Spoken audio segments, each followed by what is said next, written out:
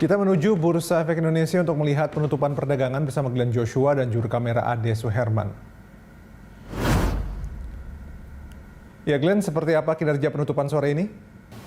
Ya, kinerjanya masih positif sejauh ini, Dodi. Namun untuk mengetahui bagaimana penutupan dari perdagangan 25 Juni 2021, kita akan melihat bersama ke papan bursa.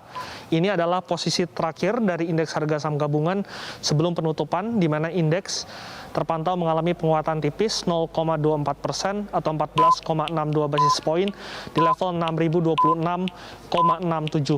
Tercatat ada 18,9 miliar lembar saham yang diperjualbelikan dengan nilai transaksi ini di angka 9,4 triliun rupiah. Sementara itu ada 1 juta kali lebih transaksi yang sudah dilakukan oleh para investor sepanjang perdagangan hari terakhir di bulan Juni 2021. Sepanjang perdagangan sesi pertama, Dodi, indeks harga saham gabungan memang melaju di teritori positif.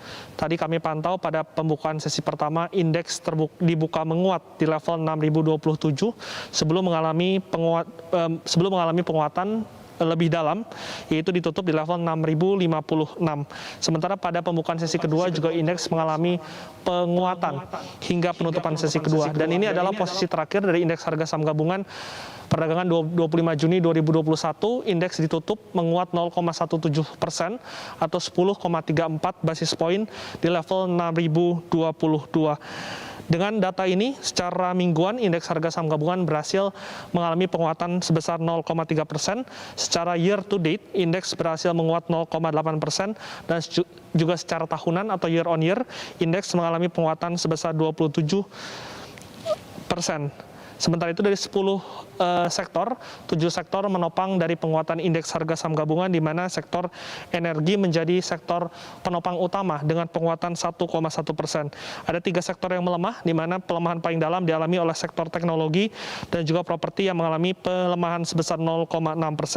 Sementara itu jika kita lihat bagaimana kinerja asing sama dengan penutupan sesi pertama. Pada penutupan sesi kedua juga mengalami ataupun mencatatkan net sale-nya di angka 92 miliar. Aksi jual ini tercatat di angka 1,9 triliun berbanding dengan aksi beli di angka 1,8 triliun. Emiten Bank Sentral Asia ataupun BBCA menjadi emiten yang paling banyak dilego oleh asing dengan nilai 75 miliar rupiah, disusul oleh emiten kode BFIN ataupun BFI Finance Indonesia dengan dilego 38 miliar. Di posisi ketiga ada Adaro dengan nilai lego mencapai 19 miliar rupiah. Dodi. Oke, Glenn, saham apa saja kemudian yang menjadi top gainers dan juga top frequent pada penutupan sore ini? Ya, untuk mengetahui saham apa saja yang masuk dalam top gainers dan juga top frequents pada hari ini, ada emiten BRIS, yaitu Bank Syariah Indonesia yang masuk dalam jajaran top frekuensi dengan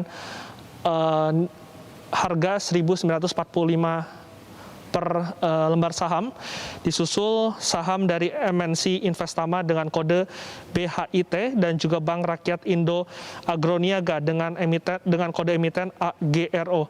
Sementara itu di jajaran top gainers ada emiten Sejahtera Raya Anugrah Jaya dengan kode RAJ, disusul oleh Prima Indo Asia Infrastruktur dengan kode BIMA dan juga asuransi Jiwa Syariah Jasa Mitra Abadi dengan kode emiten JMAS. Demikian, Dodi. Terima kasih Glenn atas laporan Anda. Pemirsa, Glenn Joshua melaporkan langsung dari Bursa Efek Indonesia.